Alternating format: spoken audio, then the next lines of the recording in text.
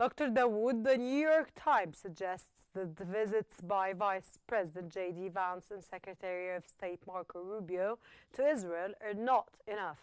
What kind of sustained high-level diplomatic initiative is actually required from the Trump administration to prevent the loss of momentum? Well, Rana, I think everybody would agree that the decision maker in this process in terms of influence over Israel is Trump personally.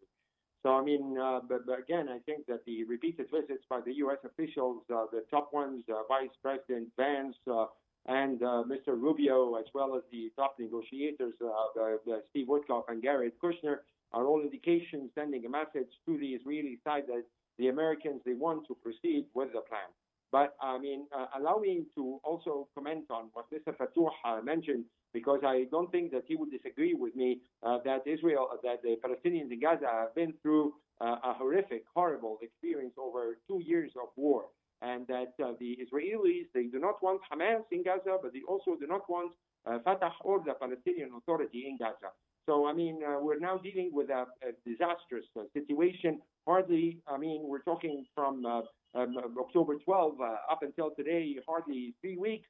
And there is no, of course, preparation or indication that the Israelis are going to accept an immediate deployment of forces that follow the Palestinian Authority, which is definitely the legitimate authority. But what I was hoping, because that's another point that the Israelis take as an excuse, is that there's no agreement among the Palestinians on the future governors of Gaza. So I was hoping that, you know, the Palestinians, the Fatah, as well as Hamas and the rest of the Palestinian factions would act in a manner that overcome past differences about the coup of 2006 or 7, and like, you know, the later fight that maintained the division between Gaza and the West Bank, while acknowledging, again, I don't think Mr. Fattouh would disagree, that Netanyahu and his extremist government intentionally deepened the division between Gaza and the West Bank to delay the establishment of a Palestinian state. I mean, again, Hamas has repeatedly, at least judging by the statements made by Mr. Khalil al-Hayya, that they present, the top negotiator or the leader of Hamas right now,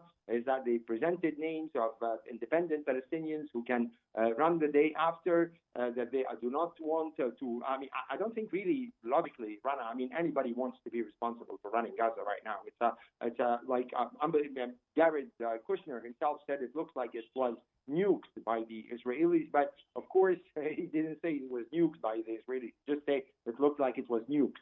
But so for this reason, I was hoping that Palestinians would, like Palestinian key factions, mainly the Palestinian Authority and Hamas, would overcome their differences in order to say to the Israelis that our priority right now is to end the occupation of Gaza. We're going to take care of our affairs. We're going to have an independent, technocratic government, whatever they want to call it. And then, of course, Egypt and Jordan are very much ready to help the Palestinian Authority. They have already announced that they have thousands of Palestinians who are being trained to become police force in Gaza.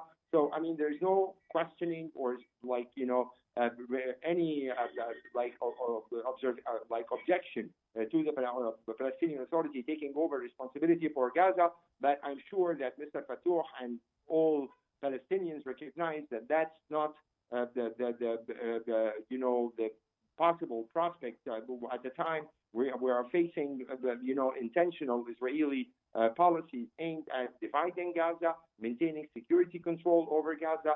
I mean, and as Mr. Fattouh mentioned, unfortunately, the world maintains the same double standards about, the top concern with the Israeli deceased hostages, ignoring the people under the rubble, but also even in terms of the return of Palestinian bodies, they just given totally unidentified bodies. Palestinians do not have the capabilities or the labs to get the DNA to identify those people, and that's another aspect that the American mediators and like the rest of the Western world are not giving enough concern that Palestinians have equal rights to be treated as human beings, whether in terms of the burial of their deaths or recovering those who are under the rubble. And Hamas also is asking for help to. Indeed. And Egypt did not,